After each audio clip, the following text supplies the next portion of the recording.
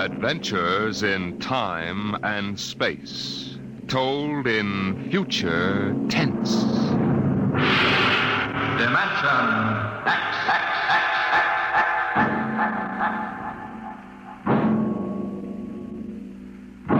The National Broadcasting Company, in cooperation with Street and Smith, publishers of astounding science fiction, bring you Dimension X.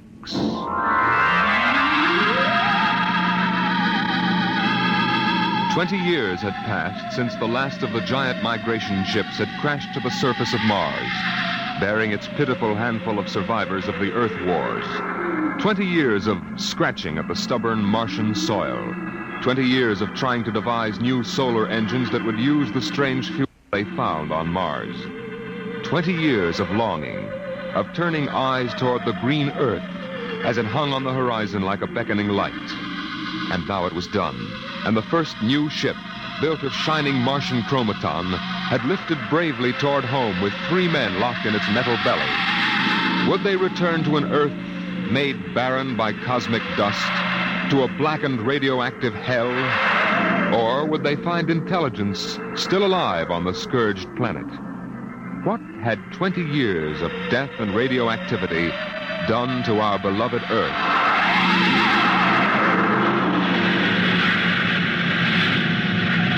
That's it, Captain. We've intersected the course vector. Williams. Yes, sir. Prepare for deceleration. Forward fission ready, Captain. Read us off, Evans. We'll enter the gravitational field of the Earth in exactly 10 seconds. 9, 8, 7, 6, 5, 4, 3. Fire 2 and 4. 1, 0. 2 and 4. What's our momentum, Evans? -3. Fire 1. 1. -4 now. Steady as she goes. How are we? On parabola now. If we can hold, we should breach the heaviside layer somewhere north of what used to be Murmansk. Let's have a look at her. Visor, please. Yes, sir. Mother Earth. 20 years. We're going home, Evans. We're going home. Home to what, Captain? Home to a burned-out radioactive planet that is incapable of supporting human life? Evans and I don't agree with that, Williams. We think the Earth is ready for us again. That she'll give us another chance. I'm sorry, Captain, but I was born and brought up on Mars under the new central government. We younger men disagree with you about migrating back to Earth. For us, Mars is home. Well, we'll see. If there is some form of life on Earth, we'll find out soon enough. Williams, head for New York.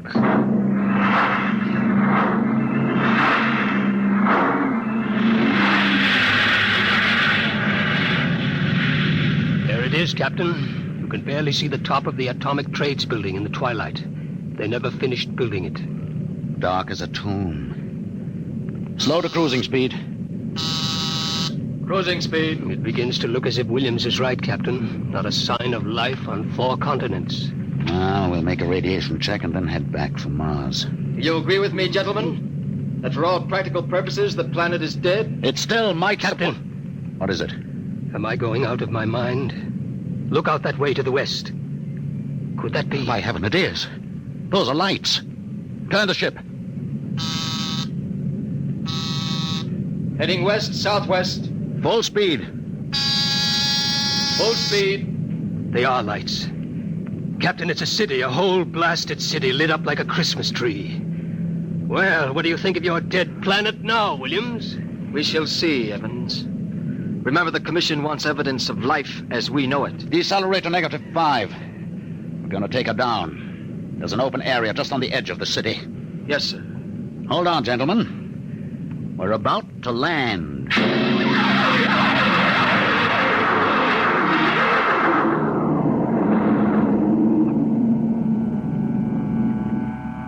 Landing jacks are down, sir.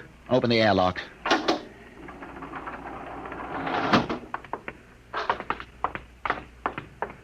Close. All right, gentlemen. Before we go out, security at all times. Williams, you have the blast gun. I have it. If anyone becomes separated, fire a shot and make for the ship. How's the radiation, Evans? Safe enough so far. This seems to be a light area. Very well. Open the lock.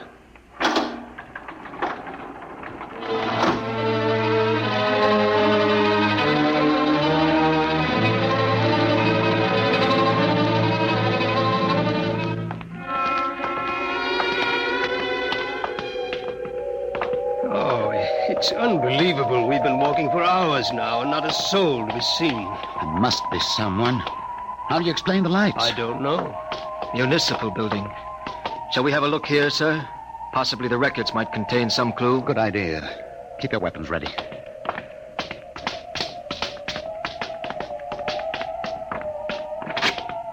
This door is in good working order. Almost as if it had been oiled recently. Long corridor, lights blazing in every office. William, stand watch here in the corridor. Fire a blast if you need us. Yes, sir. Evans, you come with me. We'll start right here with the city clerk's office. Better check radiation again.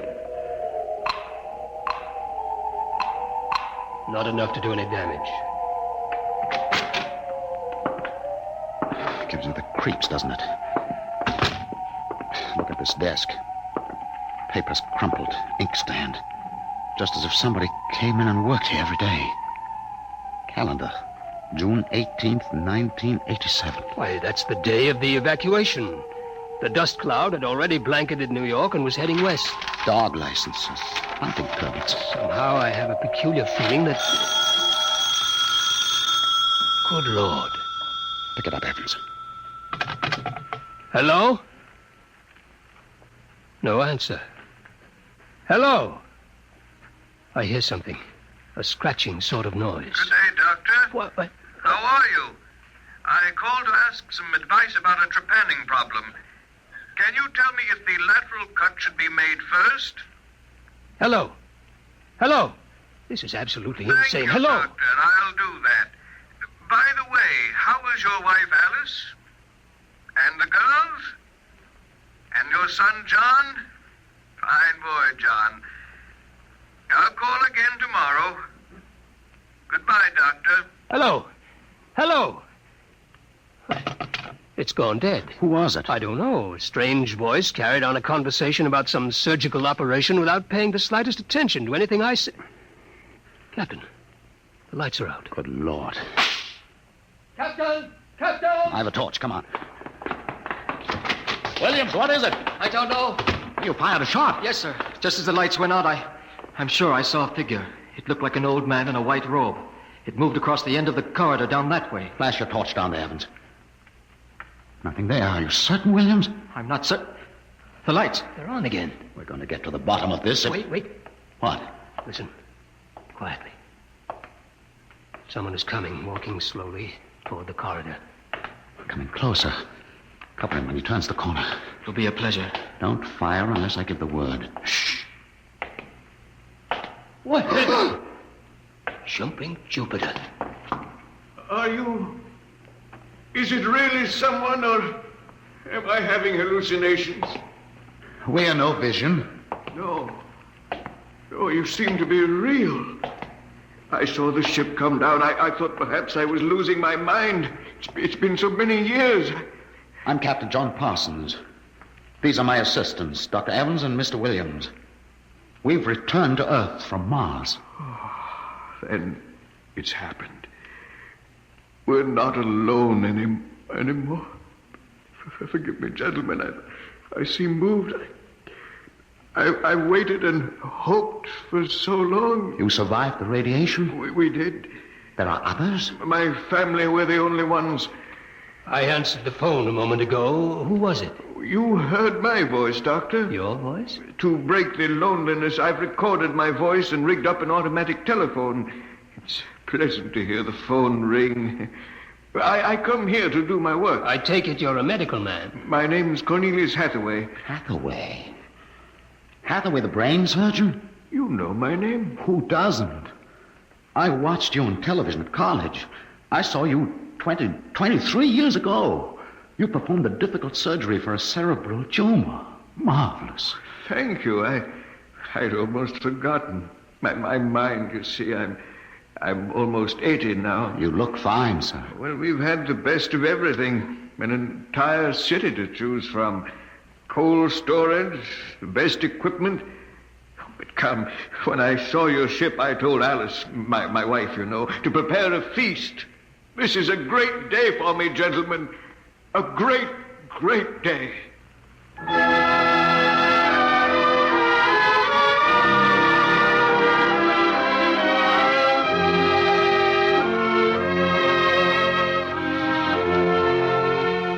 This is my wife, gentlemen. Alice, this is Captain Parsons, Dr. Evans, and Mr. Williams. How do you do, Mrs. Hathaway? Now, if you'll follow me, gentlemen, we'll meet my children. Lord, what a beautiful woman. She looks no more than 35. These are my daughters, Susan and Marguerite. This is my son, John. Nice to meet you. Sit down, gentlemen, sit down. We'll have a feast in honor of this occasion. Susan, Marguerite, get the best silverware and the damask napkins. John, fetch the glasses. Oh, yes, Father. It'll only take... Excuse me, John. Sir? How old are you? 23, sir. Thank you. Now, if you'll excuse me. What is it, Captain? Something wrong? Nothing except that it's impossible. You see, Dr. Hathaway's son was already in college when I started.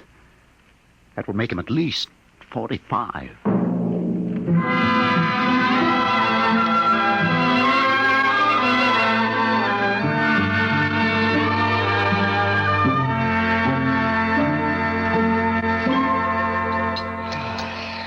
That was a wonderful meal, Mrs. Hathaway.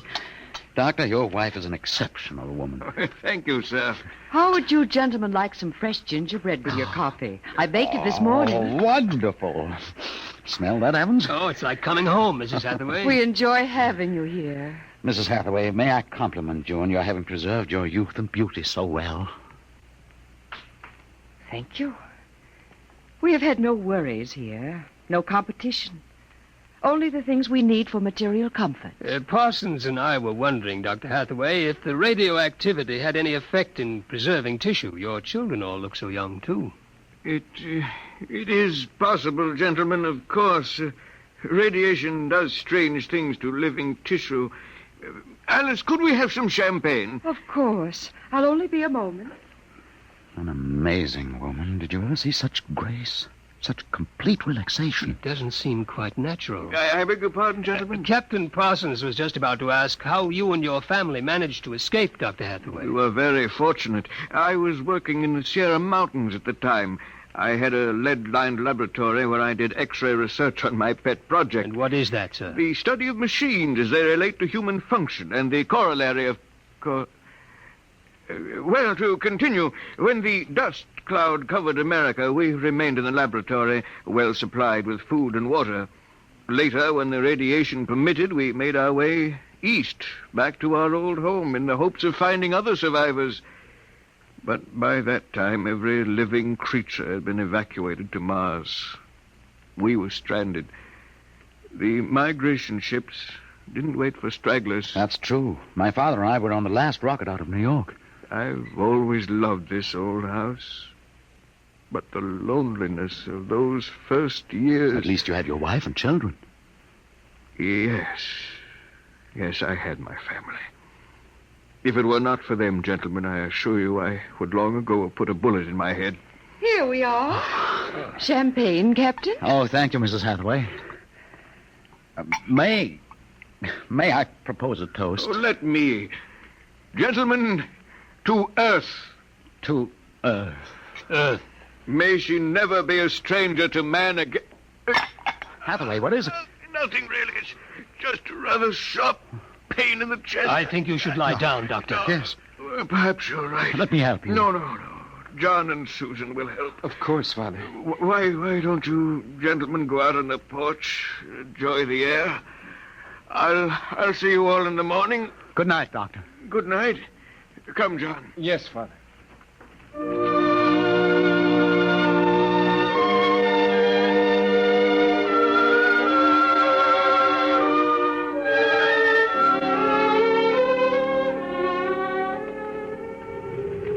Well, what do you think of old Mother Earth now, Williams? Smell that summer breeze. Look at that view of the city lighted up against the sky. It has a certain quality. Well, score 1 point for the back-to-earth proposal. I didn't say that. You're beginning to feel it, though, Williams. I can tell. If you don't mind, gentlemen, I'm quite tired. I think I'll turn in. Excuse me. Well, Captain, Well, what? what do you make of all this? I don't know what you mean. This Hathaway and his family. There's something strange and unnatural going on here. I can sense it. I think you're reading things into it, Evans. So, perhaps. Well, I'll turn in, too. Are you coming? In a moment, I want to smoke a cigarette. Beautiful view, What? is it not? I didn't hear you come out. How is he? Resting. I've never seen him this bad. Yes, he's an old man. I'm sorry, but the difference in your ages is so apparent. You must have been married very young. My husband is a very great man, Captain. It's too bad there was no one to appreciate him. Once he wired the whole city with sound speakers, and when he pressed a button, the whole town lit up and made noises, as if 10,000 people were living in it. He must have been very lonesome for people. Although with a woman such as you, I don't understand. Perhaps one day you will understand. Good night, Captain. Good night, Mrs. Hathaway.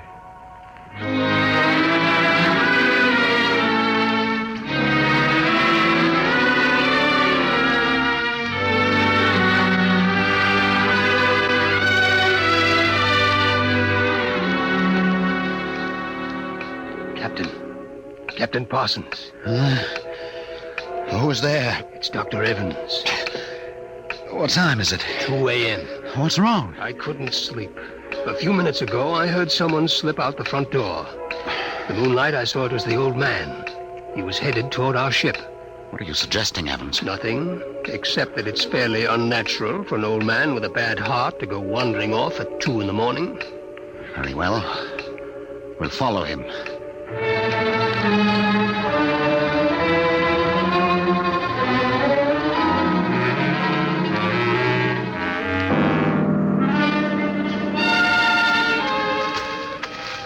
See him yet? No. Look, ahead there on the hillside. Isn't that Hathaway kneeling in the moonlight? Yes, I think so. Can we get closer? Let's head for that clump of bushes. This is far enough. What do you suppose he's doing there? What are those things on the ground? Good Lord. Those are grave markers. 4 of them. You're right. Seems to be praying over them. Listen. Do you forgive me for what I've done? I had to do it. I was so terribly lonely. You do forgive me, don't you? Yes, I feel you do. I'm glad. I think perhaps I can rest now. I think He's having another attack. Come on. Hathaway! Dr. Hathaway. Raise his head, Evans. His lips are moving. What is it, Doctor? Lean closer. I'm sorry I had to spoil all of this. I've expected it for some time. We'll fix you up. No, this is the end for me. It really doesn't matter. Except for them. What about them, Hathaway? You suspected, didn't you? Yes, I suspected, but I couldn't believe it until now. Do they know? No, they wouldn't understand. I wouldn't want them to know, ever. The Earth... Don't try to talk. The Earth is so fair. Doctor. He's dead, Captain. He knew it was the end this time. Yes, he knew. What was it he meant about your suspecting? Light a match, Evans. Look on those 4 grave markers and tell me what you see. Good Lord. Well? Alice Hathaway, Marguerite Hathaway, Susan Hathaway, John Hathaway. Died July 1987. But that's 20 years ago. If these markers are correct, then who are those others? Can't you guess, Evans? Can't you guess?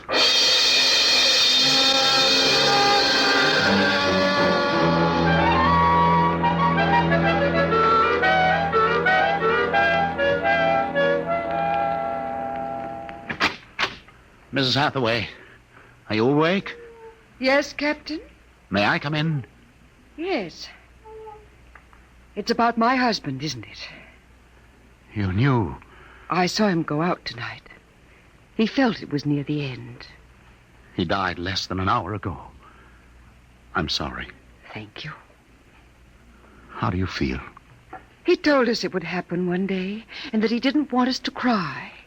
He didn't teach us how, you know. He said it was the worst thing that could happen, to know how to be lonely and unhappy.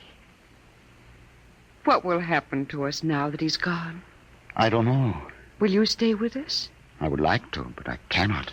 You know about us. Yes, I know. I didn't think that you knew yourself. The children don't. I've been aware for a long while. No one would have guessed. You're so perfect. Oh, he would have liked to hear you say that. He was so very proud of us. After a while, he came to love us, and at the end, he took us as his real wife and children. He even forgot sometimes that he had made us. You gave him a great deal of comfort. Yes. Over the years, we sat and talked. He loved so much to talk. I was first, you know. Then he became lonesome for the children, and so he made them. He told me about the things he did, about his laboratory. Oh, surely the children must suspect. Oh, no. You see, there were no other beings with which to compare themselves. He must have been a great, great genius. Each morning he took a recording of his voice into town and put it on the automatic telephone. Each night it would call us. I think, what with the phone ringing and the sound of voices and the lights on, he was happy. There was only one thing, one flaw. And that? He couldn't make us grow old. And so he had to watch himself become an old, old man, while we stayed young. It was a great blow to him.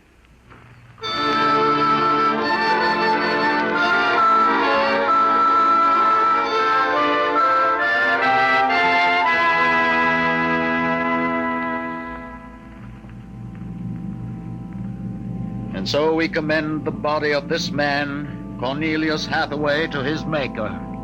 Ashes to ashes, dust to dust returneth. Amen.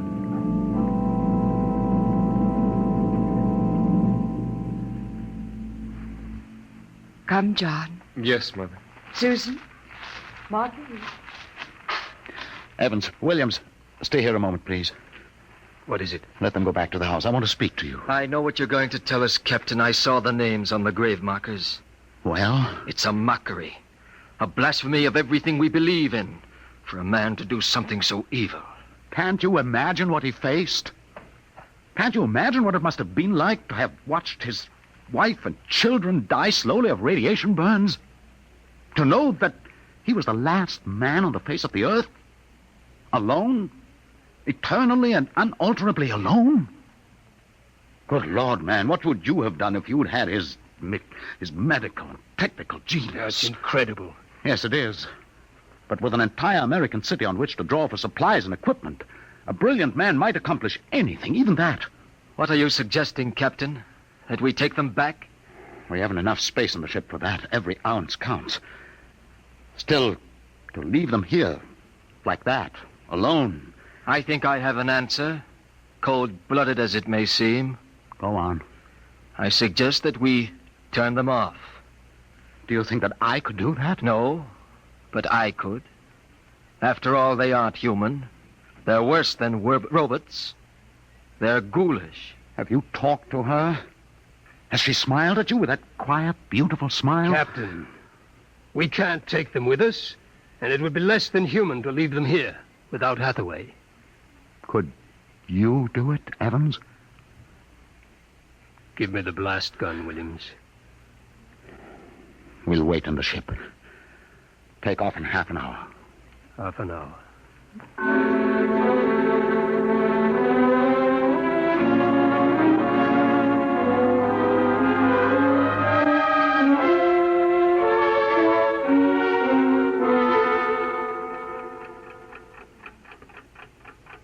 6:25.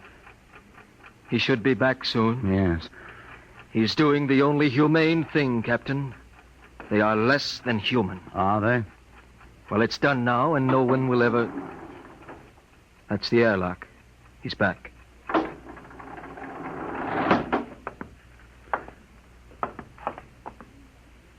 Well, Here's your gun. did you do it? When I entered the house, she looked at me with those fine, intelligent eyes. I couldn't do it. It would be murder, cold-blooded murder. I prayed you wouldn't be able to do it. There will never be anything as fine as they are. Built to last 200, 300, perhaps 1,000 years.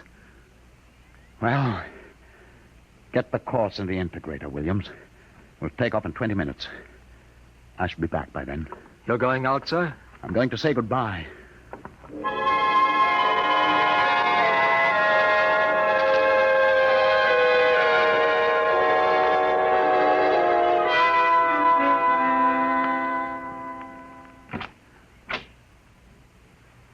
You've come back. Only to say goodbye. It was nice of you. I wanted you to know that I am coming back someday. When will you come? I don't know.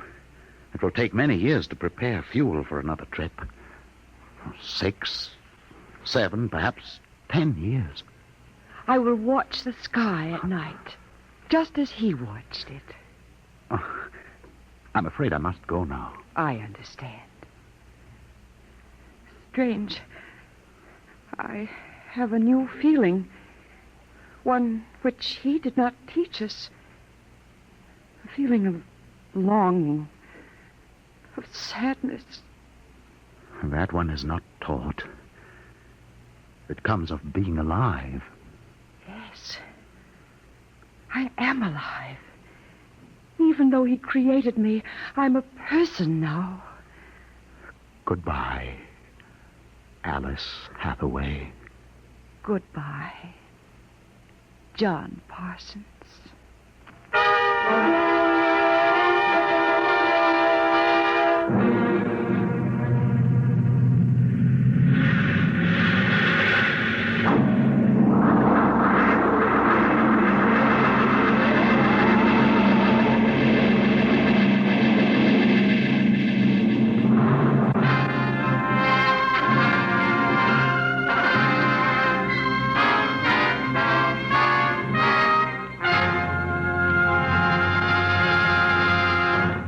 You have just heard another adventure into the unknown world of the future. The world of... Dimension X.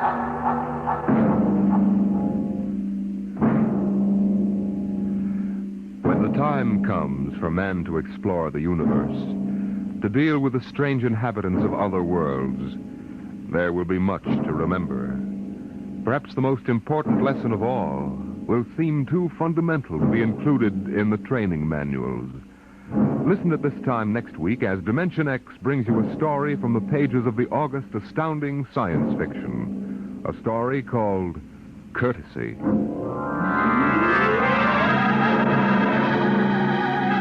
Dimension X is presented each week by the National Broadcasting Company in cooperation with Street and Smith, publishers of the magazine Astounding Science Fiction. Today, Dimension X has presented Dwellers in Silence, written for radio by George Lefferts from the story by Ray Bradbury. Featured in the cast were Peter Capell as Captain Parsons, Bill Griffiths as Dr. Hathaway, and Gertrude Warner as Alice. Your host was Norman Rose, music by Albert Berman. Dimension X is produced by William Welch and directed by Fred Way. Dragnet, the story of your police force, is next on NBC.